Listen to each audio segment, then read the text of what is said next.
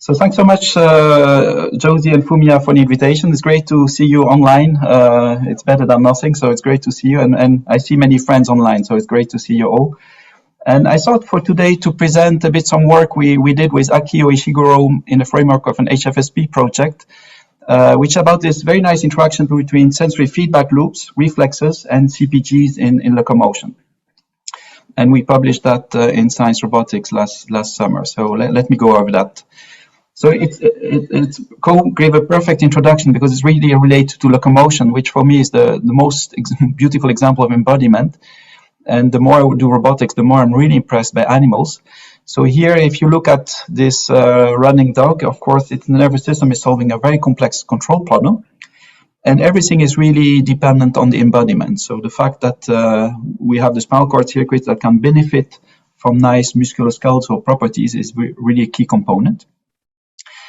And as well, of course, the spinal cord circuit itself is super important. So the multiple reflex loops and central pattern generators, which I find very interesting circuits, these neural oscillators that you can find in the spinal cord circuit that can by themselves produce open loop patterns for locomotion. And obviously you have all the higher part of the brain that are super important, but today I really would like to focus on this interplay in the spinal cord between what I would see as feedback mechanism, the reflexes, and feed-forward mechanism, which will be these outputs from the neural oscillators, the CPG. And it's very hard to decode how they interact because it's a complex interactional process. But I think modeling can help to do this. So in my lab, we have been interested in this for quite some time, and we have a bit the hypothesis that during evolution, we have a bit switched from more feed-forward driven locomotion, more CPG driven locomotion in lower vertebrates, to more and more feedback and sensory driven locomotion in mammals. So of course it's a bit hard to test this, but to test this hypothesis, we like to make numerical models of the spinal cord circuits and test them in closed loop with real robots. So that's what I like to present today. And I will focus mainly on the swimming part. So briefly, just to show the beauty of the spinal cord circuits and the CPGs in particular, this is a bit older work, but here we could demonstrate that in principle, a properly coordinated system of coupled oscillators can generate beautiful patterns in open loop to do locomotion. And for instance, here for simulating the salamander locomotion with a robot, we could demonstrate at least that the CPG is perfectly capable of doing tuning of gait, speed, and heading. And basically, that's the beauty of more the feed-forward component in locomotion. But obviously, in animals, there is sensory feedback, and that's a bit what I wanted to discuss about today, is the beautiful role of sensory feedback in parallel to, and in addition to everything that's based on CPGs, on coupled oscillators. And here, I don't know if you know, but eels are really amazing. So eels are these anguilliform swimmers. And if you make full transections of the spinal cord of the eel in one place or even two places, the animal can still swim and the locomotion is almost intact. So below lesion, you still have activity, rhythmic activity, and even that, not only that, it's even coordinated with what happens above, despite having full transection, no communication anymore with high part of the spinal cord and the rest of the brain. So here, it must be driven on sensory feedback. This keeping the rhythms active, keeping them coordinated is really likely based on feedback.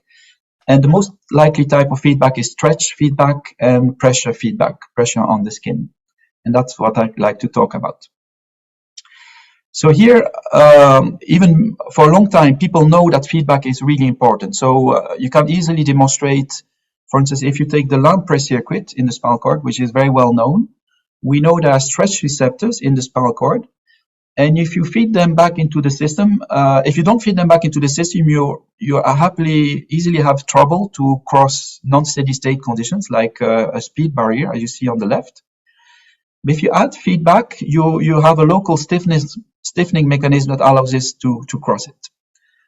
So that's a bit the first thing you expect from sensory feedback, is to close the loop and help handle perturbations.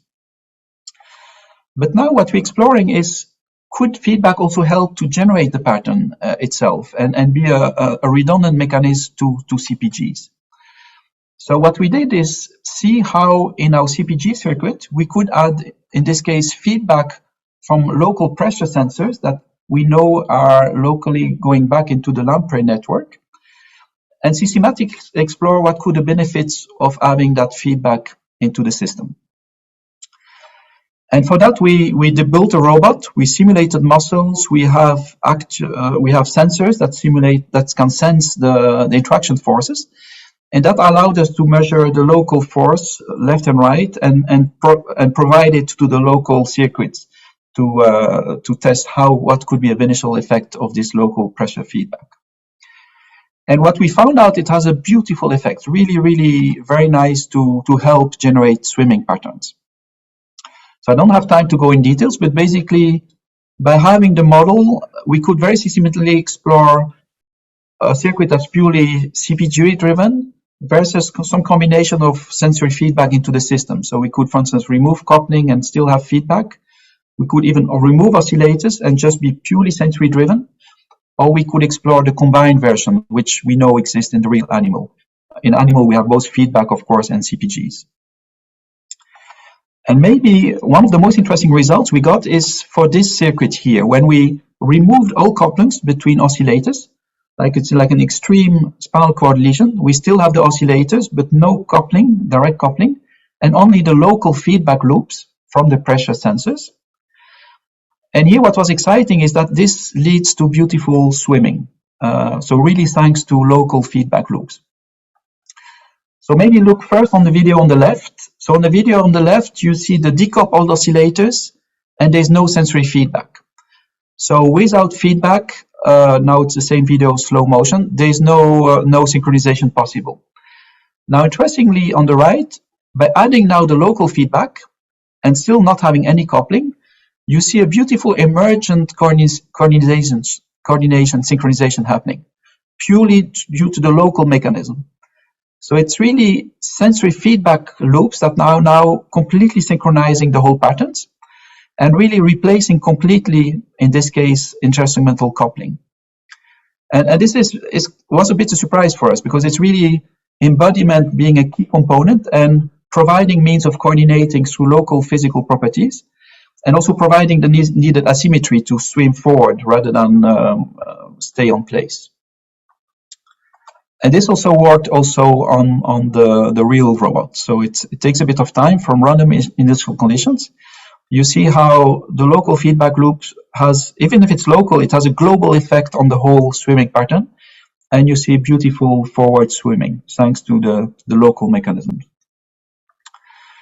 And finally, what we did is very systematically explore different types of neural disruption that could in principle happen on the animal.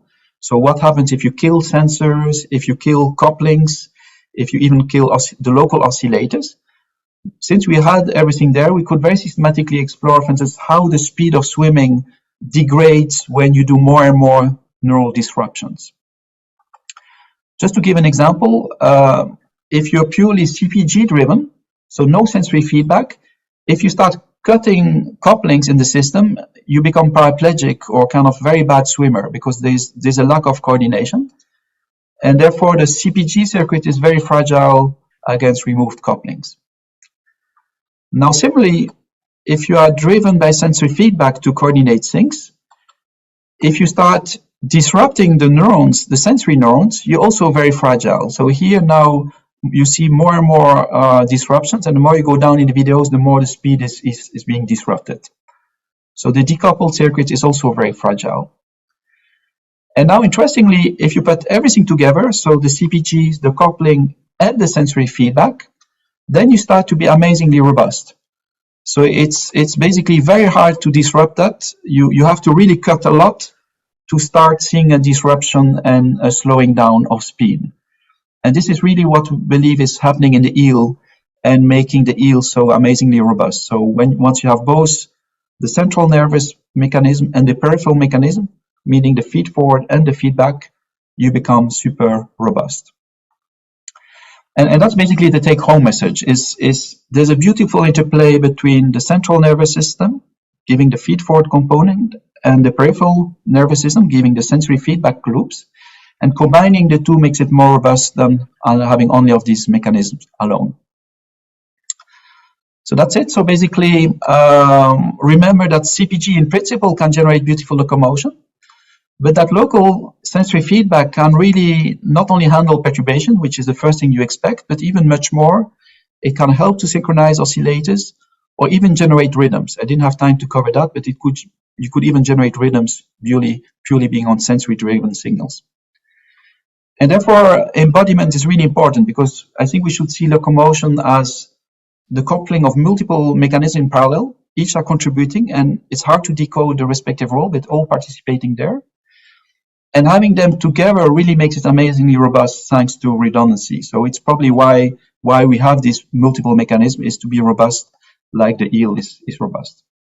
So still a few things to explore, like other sensor modalities, but basically the key word here, the take-home message, is embodiment is crucial here to understand this swimming. So I thought it would be a nice example for this community. So that's it. So thanks a lot for listening, and I'm happy to take questions later on in the chat and during the global discussion. Excellent. Thank you, Auke. Just a quick question. Is there any learning mechanism, like explicit learning process going on in all this adaptation, or is it no learning at all? No, there is learning, because the more people study the spinal cord, the more they discover plasticity.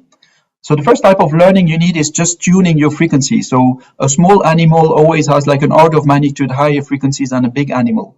So you always need to tune to your body properties. And interestingly, we now have another project where we want to see how high parts of the brain can learn in the spinal cord space. So clearly, high part of the brain doesn't have access to muscles. It has access to the spinal cord. And it's a very non-uniform space. So learning also happens higher above. And I think the spinal cord helps to do learning because it's a lower dimensional space than the muscle space or muscle fiber space. So we can come back to that in the discussion. That's a wonderful example. Yeah, thank you very much, Auke. This is a really, really exciting project, and you made a lot of progress in this salamander type swimming robots. Okay, well,